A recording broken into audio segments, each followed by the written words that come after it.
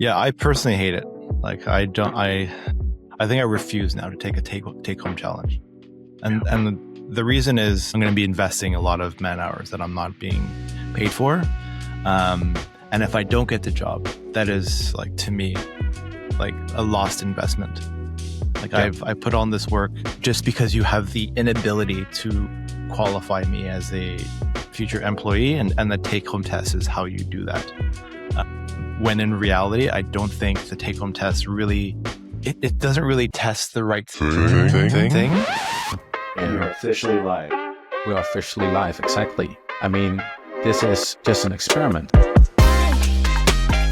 The design application process or onboarding process has historically had many steps. And one of the steps that I'm seeing get a lot of noise recently is the take-home challenge. So the idea that as part of the process for the company enterprise to kind of validate if you know your stuff is to assign you a kind of take-home exercise that takes around like 4 or 5 hours. You bring it back and then they'll grade you on it. Yeah. So I'm hearing a lot of complaints about like, this takes too much time. I should be paid for this work. I'm curious what your perspective is on the take-home challenge. I think it's a terrible direction that we're heading into. I think there are just way too many rounds, and there are just so many horror stories there of people getting their work getting stolen, that kind of thing, that it just leaves me with a bad taste, even without being able to properly look at the take-home challenge in question. Mm-hmm. Yeah, I personally hate it. Like I think I refuse now to take a take-home challenge.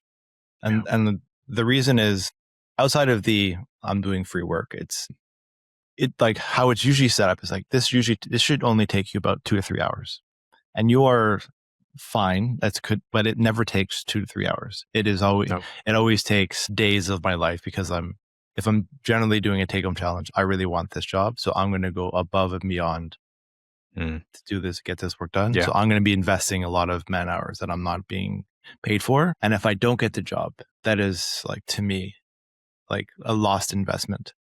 Like I put on this work just because you have the inability to qualify me as a future employee, and the take-home test is how you do that. When in reality, I don't think the take-home test really, it doesn't really test the right thing. It just tests that you can work in a silo. Like when in reality, that's not how you work. You work in collaboration with other people. You are, like, I don't know how like your day-to-day looks like, but I imagine it's the same as mine. If I am tasked with something, I'm not going into a tunnel and then going, surprise, here's my end deliverable. I'm talking to stakeholders. I'm doing some research, collaborating with others, getting feedback rounds. I don't just show up with a shiny thing and then we're going to ship that thing. It's a lot of like iteration. Yeah. No, I'm the same. And I've always wondered if you would approach it that way. Let's say you're midway through your take-home task, like if you would just have the balls to call them up, like, hey, I have something, let's discuss before I finish it up. I wonder if you can get away with that. Not saying you should, because we're not the problem here. Just the fact that it exists is the problem. But just that's something I've been wondering. Yeah. Wow. It's a bit of a side note. I also had a different company where they asked me to come in for a day, do a trial day. So that's not as much as a tunnel as the typical take-home task. They just want to see how I perform, while in an office room with different people. That's a bit better. Like I would appreciate like you actually going in. So you got to work. It's not like they just gave you a desk and you worked, but like you worked with other people. I said no to them. You did. Yeah. Yeah. But that was more of the total picture. Like they had a level of arrogance over them. Like, you know what, you come in, we'll see if you fit here. We'll see if you belong, and then also not paying me. So I had to take a day off work. So it's not only me not getting money from them, but it's also me losing money from somewhere else, plus travel. I felt like an auction, like a pig at an auction, and see if he's big enough for slaughter. I really didn't like it, so I told him no. But that being said, I think it's I want to say it's better than a take-home task, but it's less bad. Yeah. Here's what I'd say. Like, if I go with if I was a recruiter, my ideal setup and then we can get into like practical takes of like, even if you have to take the take home, what are the best practices there? But I think like for me, like if you really have to test, if doing a portfolio review isn't enough and you actually want to test someone's thinking, do a whiteboarding challenge. I think that's fine. Yeah. It doesn't take a lot of your time. It's an hour. Like I know it's an hour session of like the 7-hour interview process, but like I'll accept that and it makes sense because you're testing how I work in collaboration with others. So there's usually someone who's pretending to be the stakeholder. Here's a challenge, and you're allowed to ask questions. It's working collaboratively, and you're not like in a bunker working on something. That I think is a good way. That's a good medium to not waste the person's time, but also qualify them in a proper way. I think that's the only way I see like this working. If you actually want to test them. Yes. I think so. I also don't think you have to pay for an hour. I think it's small enough that it's worth the risk. But then again, the whiteboarding, the challenge, you can also do it during one of your regular interviews. I've many times I've had the interviewer ask me like, "Well, by the way, what would you improve about our current app?" Like just out of the blue, they would ask me. And then that results in a mini whiteboard challenge. Because you start to discuss and brainstorm together. Unless you're stupid and you say something like, "Well, I don't know," which you shouldn't say. Usually that ends up with a good discussion. So yeah, I mean, it's just getting too big. The number of rounds that you have to do. Phone call, introduction call, meet a team call, technical interview, presentation interview. It's it's becoming too long. Yeah. It's just like, because you're also trying to balance, and then also like if you want to see the other side of it, it's like you are trying to get as much qualified volume of potential employees into the funnel, and then you're running several, or if not like a dozen of these simultaneously, and you're being strung along. Like you have these multiple rounds, but it's also because they want to find the right person. So there could be like 10 candidates and they're trying to narrow down to like the final couple, and then maybe they'll add another round because they have someone who's like a week behind. So they want to delay you to see if this one person is better than you. Yes. So it's like that. There's that on the other side. So like one of the reasons why those rounds are long is just to make sure that they're getting the right person, which is like, if you're being strung along just because they want to make sure if this person is not better suited for the position, that's a shitty thing also. Yeah, true. Well, I mean, they're thinking about themselves. They are thinking about what the business needs here. And I cannot really blame a business for thinking about the business, but to make it should be a bit more user friendly, where the user is the candidate. So I think what would go a very long way is just for a take home challenge, just to pay you for your time. Be a decent human being and give a person like $250 for 4 hours, or $300 or whatever. It doesn't even have to be an extreme amount of money, but just enough to symbolize this idea of like, hey, we are in a company where we value each other as human beings, and we also value you, even though we might just not be a good fit in the end. But we're going to treat each other well while we figure that out. And then for business, that's just peanuts. Like if you're a large company, like $300, like whatever, man. Yeah, the overall recruiting costs is like $200 is not even close to like the total budget for like to recruit that person. Yeah, and also set expectations, like, and make sure you don't go over the 4 hours. Like, we're paying for this, like, get it done in 4. If it takes longer, that's fine. It's just give us the work that's time boxed in 4 hours. Yeah. I agree. But that's very hard because you're also insecure. You've had 80 or 100 rejections, and finally someone invites you for an interview and a task. So you better ace it. So that's what you're saying in the beginning. You're probably going to go over anyway. And what I also think is, like you said, like you're examining someone while working alone, which doesn't make sense. But also it's a bit of a lottery because you don't know the way they work. Like maybe you made all this work in FigJam full of sticky notes and a Loom recording, but maybe they just wanted it in code. Who knows? Mhm. Like you cannot be 100% certain that they have a good brief for you. Maybe they left something out because they're not really design mature and they don't know how to explain it very well, what they're looking for. Yeah. I mean, I've lost a job because I wrote things down, but they wanted me to talk. I didn't know. I just like to make notes, while brainstorming, not during like real meetings, but when I'm on my own, like I make sketches and little notes and things. Like they didn't like it, and then you lose a job because of something that feels natural to you. Well, yeah. So that's very annoying when that happens. It's a strange one. The expectate like Yeah. it's also like if you're the employer, like setting clear expectations. Yeah. Like I've lost jobs because that wasn't clear. They've told me something and then they expected something else. It's like be clear up front what needs to be done. But also like I'm thinking like the take home exercise, I don't know what that tests at all. Like what is like here's a question. What is the difference between a take home exercise and a portfolio review? Practically, what's the difference other than they told you what to do? I think the difference is timing. I think portfolio has been done before, or maybe relevance also. Like they're asking you to do something relevant to what they're doing, so they can see how you perform for something that you might actually do on the job. But that's what they are thinking. Like I don't think that really makes sense, because if you cannot see relevant work in their portfolio, why even invite them? Like there's something in their portfolio, but what triggers you to be like, hey, this might be a potential, So that's what I think what they are thinking, they being the company. Like show me something relevant. But Yeah. in that like you were like I asked that question because I think you're doing the same thing. You're presenting a Yeah. solution to a problem, and it's Yeah. just a problem that you're familiar with. It's like Mm.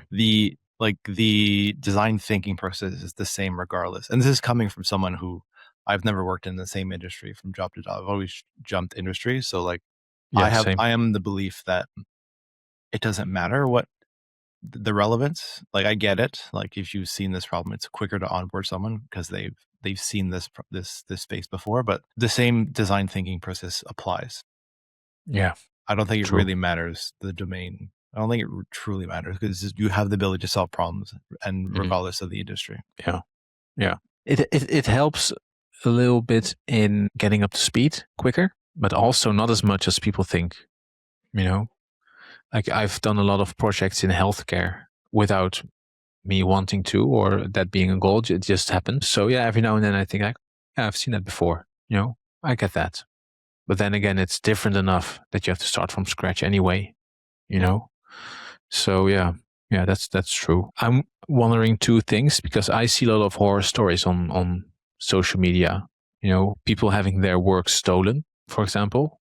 Like, oh yeah, I made this take home task and they didn't pick me, which is okay. But I look at their website 6 months later and they used my work. That's something people say. So that's something I want to talk about. And then the second thing is all these rounds of interviews. Is that an American thing? Because I don't see it in the Netherlands at all. Like I see still like 3 rounds, get to know you call, technical call, job offer call. That's it. Yeah, it is. To answer that question, maybe it's an American thing. That's what I've experienced. It's usually like it either depends on if you're being outreach first. So someone from HR is reaching out to you. It's like, hey, I think you're perfect for this job. Like, oh, great. I would love to talk about it. And then the first call is, well, why would you be great for us? Well, you reached out to me, so that's why I figured you saw something in me first. But yeah. So it's usually that call, and then it's meeting with the team. It could be one, and then meeting with the hiring manager, and then the test or the whiteboard challenge, and then potentially meeting with the CEO, which is like they call it the bar raiser round. So it's like what sets you up above the like the baseline bar. So it's like that's the qualification at the end, and then it's the offer. Yeah. That's a lot of rounds. I'm getting tired just listening to it, to thinking about it. Oh, it's a tremendous amount. Yeah. Did you have to go through that many rounds for, let's say, your last 3 or 4 employers? I'm trying to think now. The one around today. I know it's been a while. Yeah, probably 4, 2, 3, 4. 4 rounds for this one. Okay. Well, that's okay. That's fine. I think around there, around 3 to 4. Okay. I No, haven't that's not too bad. I think it's okay. Well, that's saying to get the job. So maybe it's a testament that I don't do well in 7 rounds. But I've done so maybe that's something we don't they're know. filtering correctly. The only thing we do know is that you succeeded at 4 rounds. Yes. Yeah.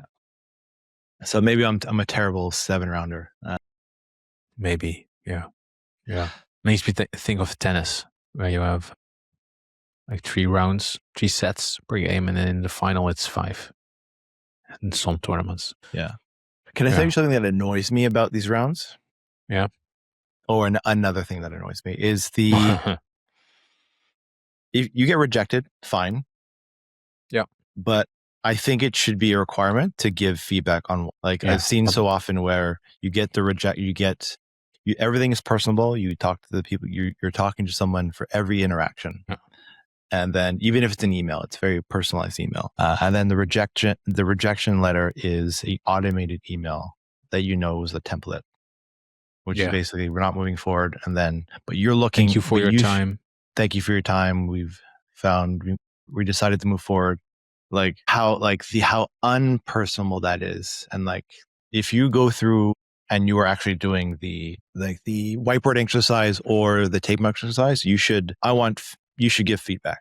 Like, I would have done this better. This is why we're going with this other person. So that, like, that is a learning opportunity for them, for that.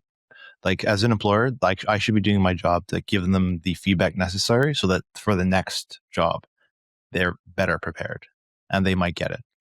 It may not be a fit for me, but like, they might be a better fit for someone else because they've learned based on this feedback. Yeah, true. Before we continue, if you're feeling stuck in your design career, or if you feel like you're doing solid work while no one really notices, we've got a bunch of extra stuff on our website. We're building a community for product designers to actually learn, grow, and get hired, not just scroll and collect more inspiration. There's also articles, checklists, and courses. All based on real-world experience from both of us. No fluff, just what actually works. Check out designtablepodcast.com. The link is in the description. Wouldn't that be nice? Wouldn't that be a dream? I think it just makes sense. Like, I think it's really important just to be a decent human being, be polite and say hello, how are you, and good morning, that kind of thing. But also what you're saying. So I'm just like, yes, that makes a lot of sense, and it will pay itself back because people talk, oh man, I just had a terrible experience doing the take-home task for company, X or Y or A or B or whatever. We will remember, but also we will even more remember the good experience, because I still remember for my very first time trying to find a job. Like, there was this one company where I got like 2 or 3 paragraphs back with like very personalized feedback and suggestions for my portfolio website. Like, they didn't only tell me this and this and this were reasons not to go for you, but also they were like, looking at your portfolio, I think you can do better here and this, and how about this thing over there? They really took their time to send me a message. And every now and then I drive past their office building, because it's just on a main street in a town nearby, so I'm not stalking them, but it's just, I have to be places. And I'm like, oh yeah, remember? They really help me. You do remember, and that will pay itself back. So, be nice. I think so. They might apply again and be a better candidate the next time. Yeah, and that's beneficial on both ends. They might take your feedback, go back, update your things, be better, and then they'll be even more useful. And you might take them the second time because number one, they've shown that, like, they really want to work here and they're willing to do the work, which is all you want to see as an employer. Like, the ability to, like, you love this company and you really want to be here, and also you take feedback and iterate and get better. Like, that's like, come on. Yeah, of course. All you want to see is that people are motivated, willing to learn, and doing their best. Because they will learn from you and you will learn from them. So so that's I think you have the employer side and you have the candidate side. So the employer side, I think we've tackled quite well. We're telling about pay people for their time, give them honest feedback. Don't be an overworked HR middle manager and do nothing, but just do something. Yep. Be nice. But then we also have the candidate side. Like, yes. What are some? We both agreed there are moments where you can just say no. Mm-hmm. Are there any clear red flags that people should look out for? Like if you see one of those, it's an instant no. An instant no? It's just, for me, an instant no is do the test at all. So I'll be like, no, thank you. Well, okay, yeah. You're a successful designer. You are in a great job. You've just been promoted. You have a lot of fun. But let's say you are. Oh, here's a good one. Here's a good test. Okay, so the first. Boom. The really good test is if the HR person or is knowledgeable about the product or service that you're applying for. If they are at a certain level of knowledge about the product, that means there's a company culture that is being set. Everyone's goal, like there's a clear state of like what we're doing here. And typically like the product or designer engineer people know more about the product. But if that knowledge is consumed by everyone, especially like the hiring manager, like that's a really good sign.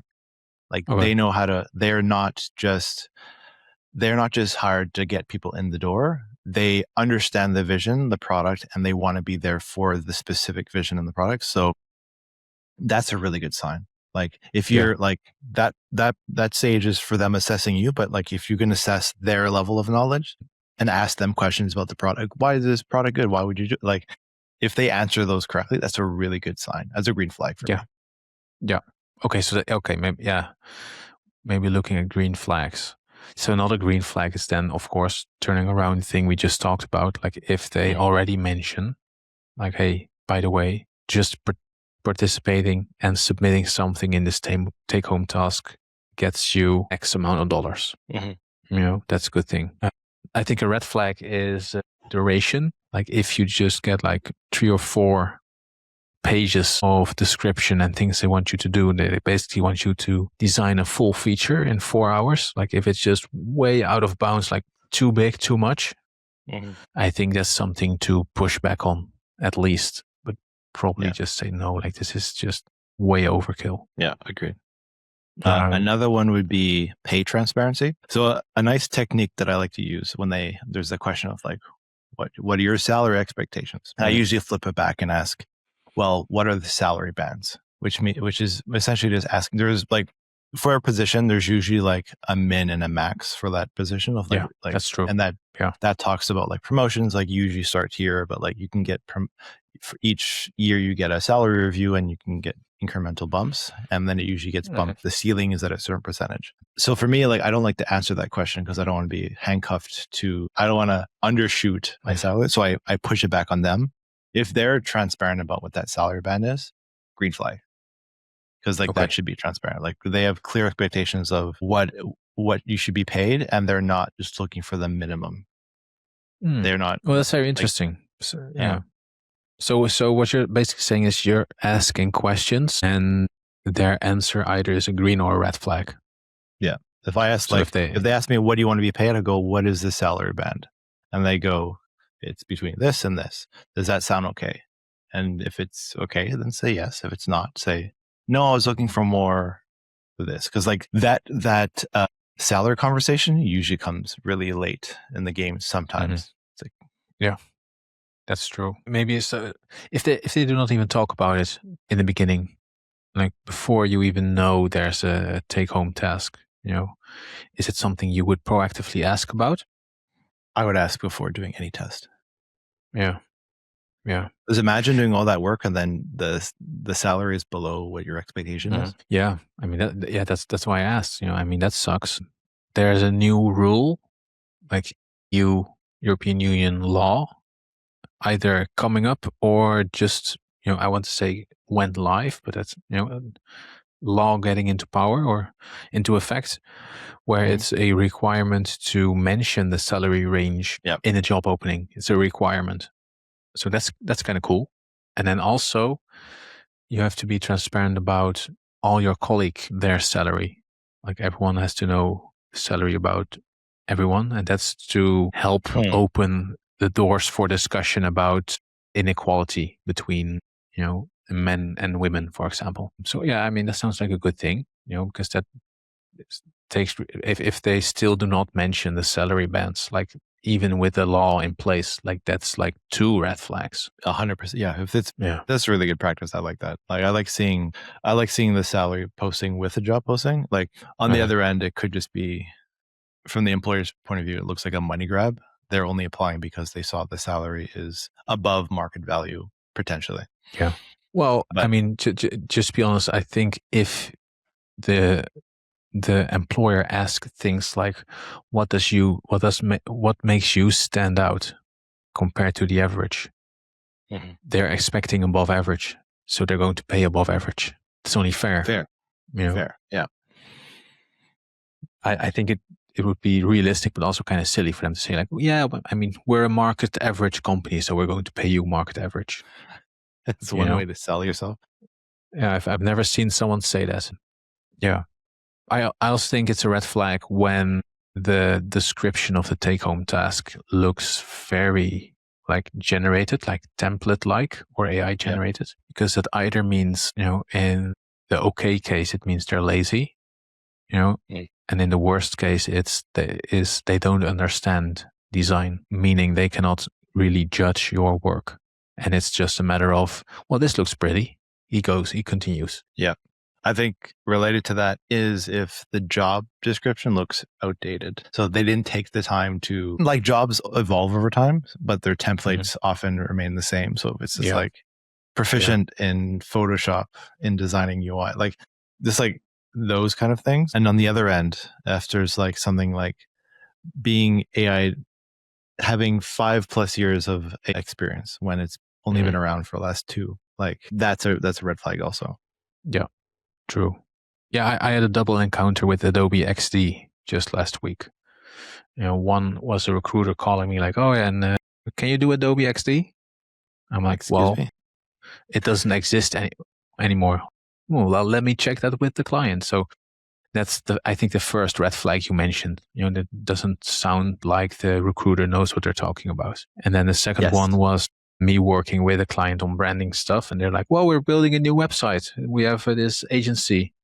I'm like, oh, well, I should probably see the website before I do branding work, just to see what you currently have and the types of visuals, and just to align with it. And they're like, oh, okay, of course, yeah. Let me grab a link from the agency. And then I got an Adobe XD link to a wireframe, which was kind of scary. Also, like I want to give one practical example to the take-home exercise.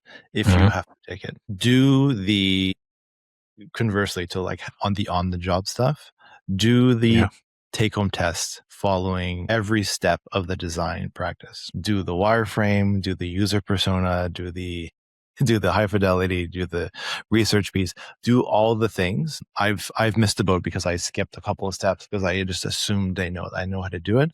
Like do the typical, follow like the 7-step design process, and then speak to every point during that session, even though on the job you are skipping steps because or you're excluding or doing things faster. Like I think it's about showing that you have the fundamentals of doing each one of these things well, regardless of the discrepancy between how that interview looks like or the take-home exercise looks like versus what it's going to look like on the job. Yeah. Do you think you can ask questions about it? Like when you say you missed the boat because you assumed certain things, like if you get a take-home task, like before you start, can you just email them back? Or is that a good thing? Because it sounds like a good thing to me. It makes you look interested and critical. The more questions you ask or email them back and forth, the more engaged the perception is from the employer. It's like, oh, this person is really asking questions. They're just not, it doesn't look like they're just like taking it, here you go, take it. They know that you're asking questions, you're interested, it looks like you're very good in collaboration. Like you're asking the right question. So it's not like, how should I name my file? But like actual practical questions. Yeah. All good. Green flags from the employer's point of view. Yeah. Another thing you can do, I think, practically is to, if you have the equipment, to record a Loom summary in the end. 100%. Yeah, and have a front page. Like you have all your files that you're sending over, but also like a summary with one paragraph of text. Like here's the main takeaway of what I did and why. Take a look at this Loom for me walking you through the work. And then here are all the pages if you want to take a look yourself. That I would put that above. I would rank that A tier or S tier, whatever the highest one is. S. I would rank that S tier. Just because oftentimes the submission of the take-home test doesn't result in a follow-up to present it. That's a good way. Like I think having a Loom recording works for multiple different things, but that one specifically works because the main thing they are testing, or one of the main things, is your ability to articulate through your design decisions and also your ability to present to others. Yeah, which is like the big part of your job, is like communicating your ideas to the different stakeholders. That's a big one. True. Yeah, I agree. I think an extension of what you said and I just said also is in my mind at least, we designers, we tend to make things a bit bigger than what someone else asked for, right? So I tend to do the same thing. Instead of just cleaning up this thing because people asked for it, I made this whole new thing, and we are happy, but it's not what they asked for. So before you really get to work, I would spend like 30 minutes just looking over the brief and see if you can debrief it. Like just if you can see like what are they really looking for? Mm-hmm. And at the end of your time span that you had to work on it, really look back at that debrief and be very critical with yourself. Did I answer their question? That has to be a very strong yes. And then if you have some time left over, in addition to the answer on their question, you can have my manager used to call it an if we can dream answer. Like this is really the thing you need. But if we could dream, if we could make it really awesome, like 10-star experience, this is what we also could do. And then that can be as simple as just a cool visual or something animated or something fun, just to have them go like, oh, he didn't think about that. And it also makes you look like you go the extra mile. Yeah. Just a bit of advice from experience. That's a really good one. Yeah. Anything else? I think, if I'm looking at, if I'm thinking about it, like be the typical, I think you have to be during the design process, like when you're writing the job description and you're putting on this point, I think you're testing for the typical designer and design process on the job is different. I think that's important to over index that you can do all these different things when in reality, it's not the case. Also, like another green flag would be like how responsive they are to your emails back and forth. Yeah. Like how quick they are? Yeah, how quick they are. Okay, yeah, that makes sense. Yeah.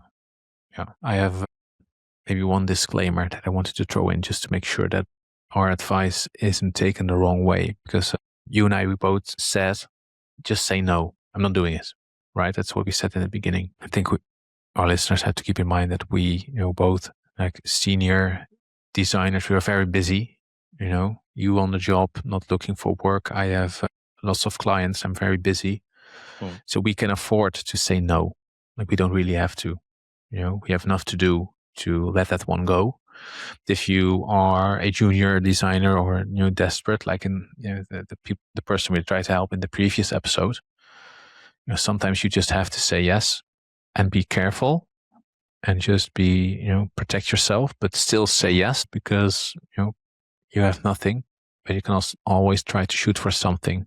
And it's also a learning process. You have, you can do a personal project and work on your own, but you can also do a real project with them, and get real feedback, hopefully, knowing, of course, that there's a risk that you get ripped off and get no feedback. But sometimes you're in a position where you have to say yes. So do not take our no too seriously because we can afford to. %.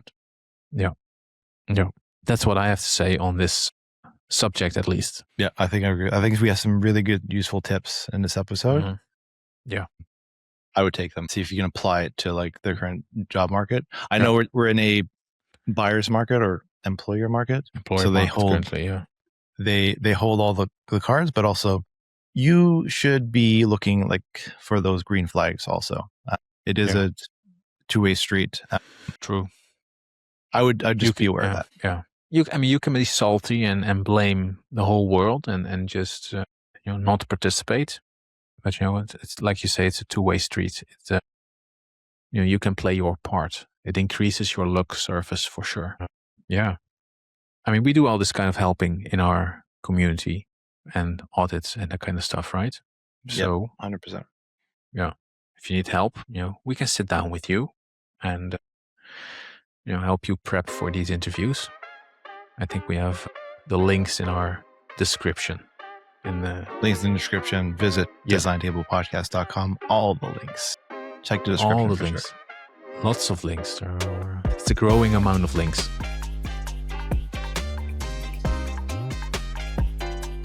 All right, that's another episode in the bag. Yeah, great episode. By the way, if you're stuck second-guessing your work or trying to figure out your next move, drop a question in the comments or leave a review. We might actually feature you in one of our future episodes. And if you got any value from this episode, hit subscribe wherever you're listening. It helps more than you think. You can find everything else, resources, articles, and more at designtablepodcast.com. Thanks for being here. See you next time.